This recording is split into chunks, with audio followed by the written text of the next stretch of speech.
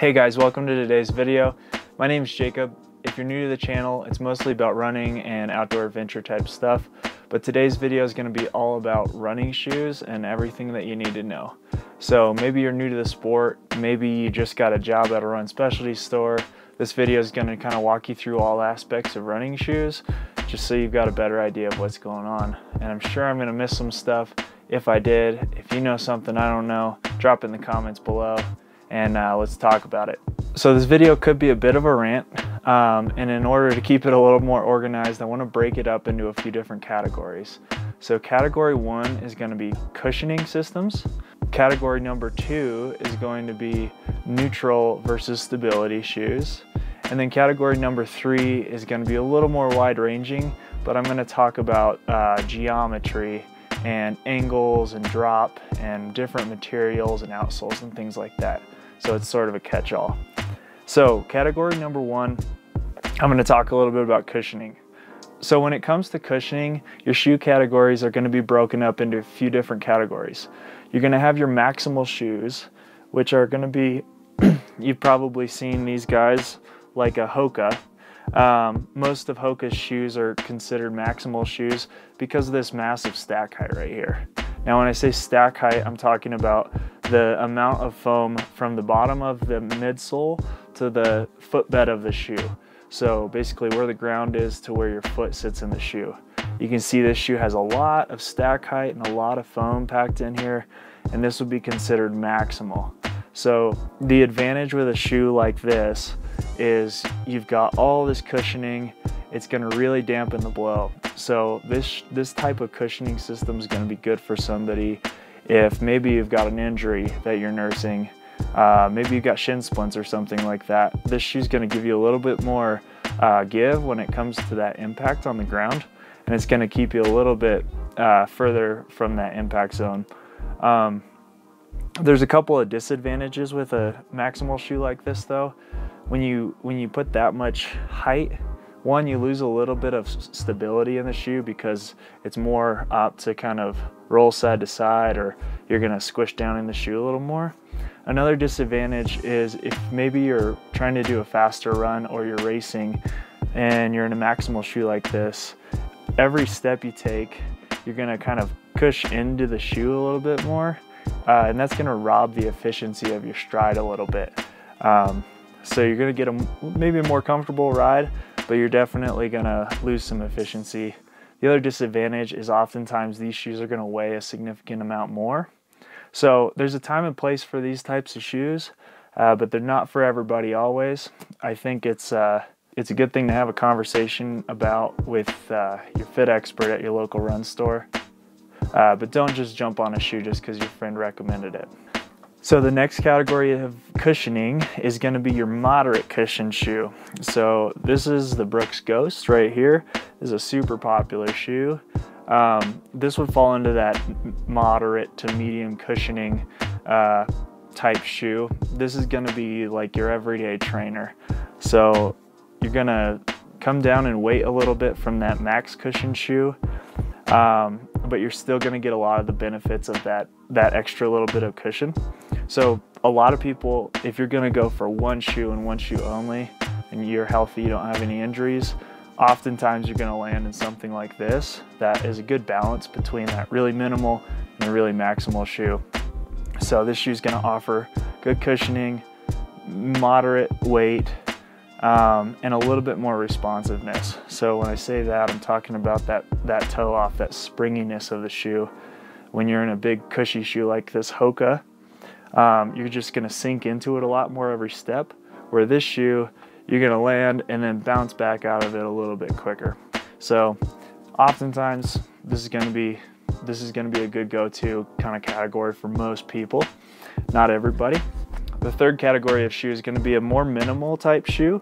So this is the Altra Superior right here, and you can see the stack height on this shoe is quite a bit lower.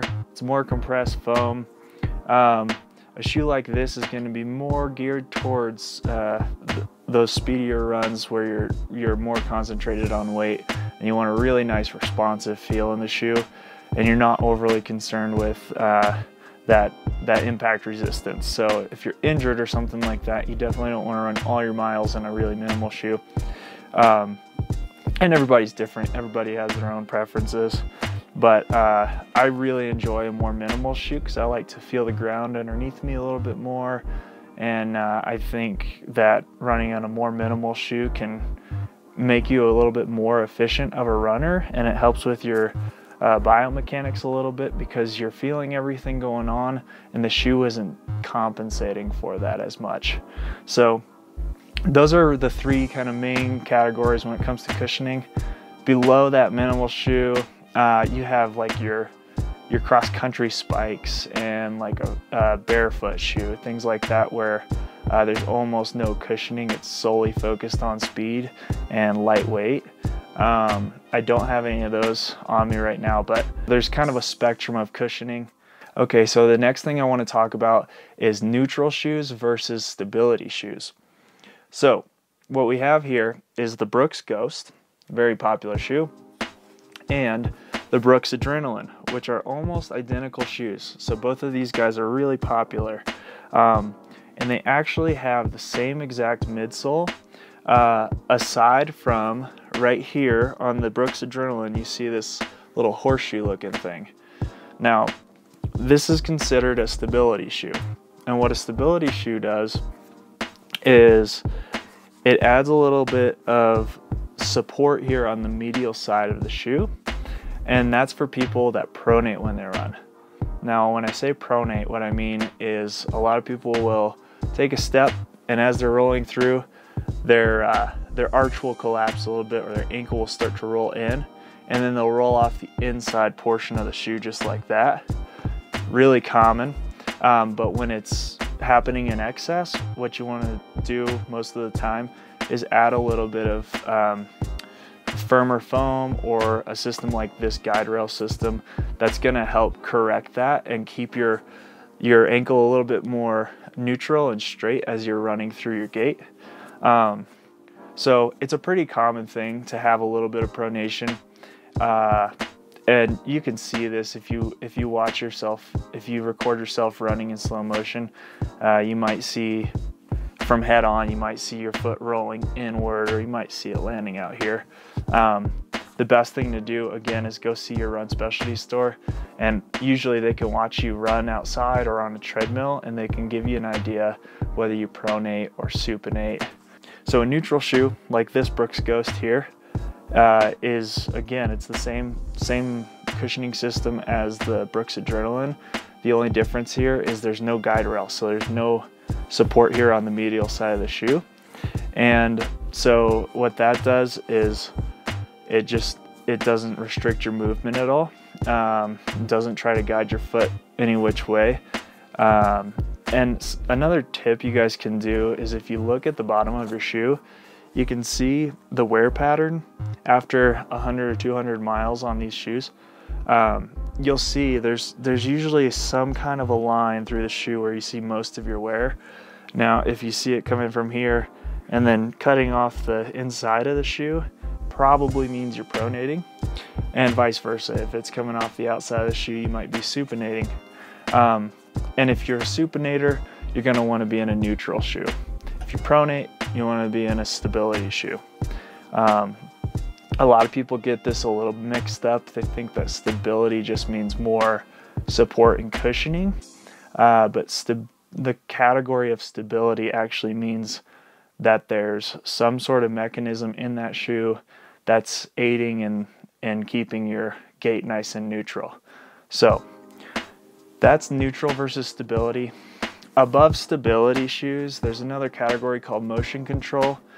This is going to be a shoe like the Brooks Beast.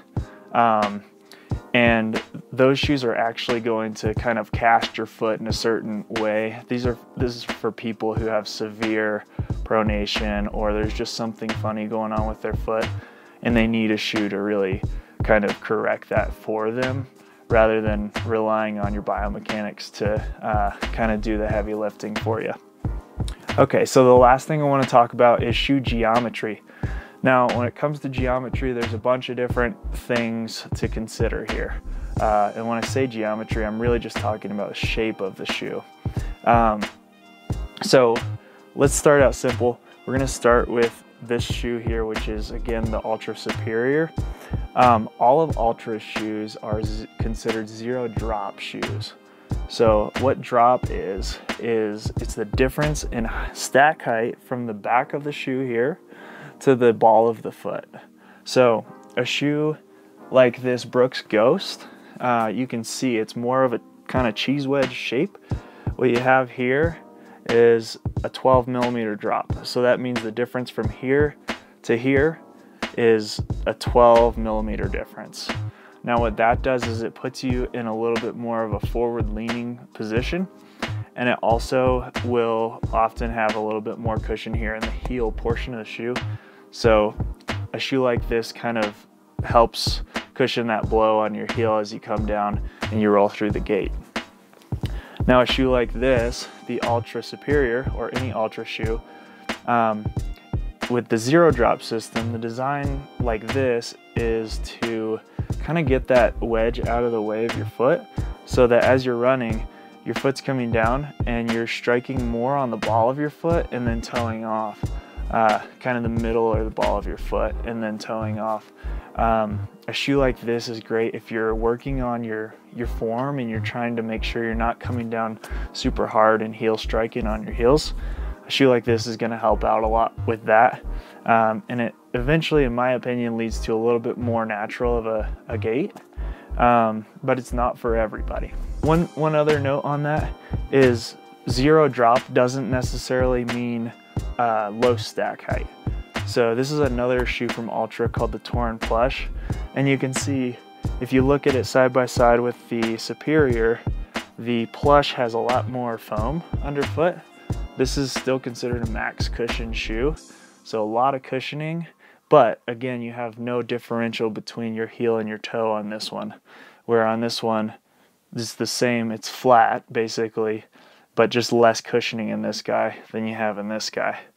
Another thing to note is just the shape of toe boxes, right? So I've got the Hoka Speedgoat right here and the Altra Superior here, and you can see on the Altra, you've got a lot more foot shape kind of toe box.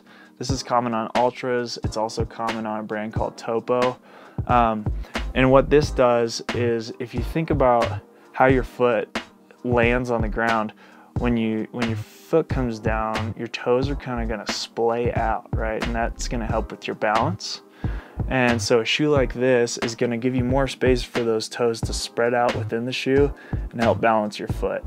So Altra is all about really natural barefoot type of running, where a shoe like this or another shoe like this, Brooks Ghost, you can see it's more of that triangular shape. This is a more traditional kind of shoe. A lot of people prefer this just because it doesn't feel so wonky at first, because it's what they're used to.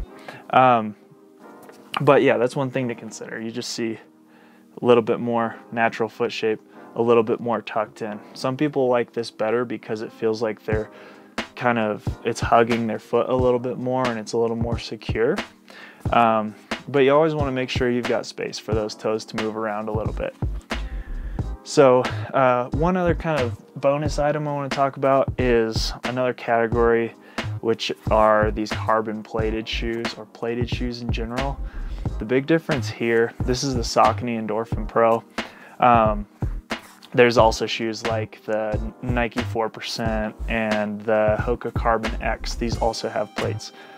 Basically, when you hear about a plated shoe or a carbon shoe, what they're talking about is through the midsole right here, inside this foam, there's actually a hard carbon plate that is going to add a lot of rigidity to the shoe, this direction and torsionally.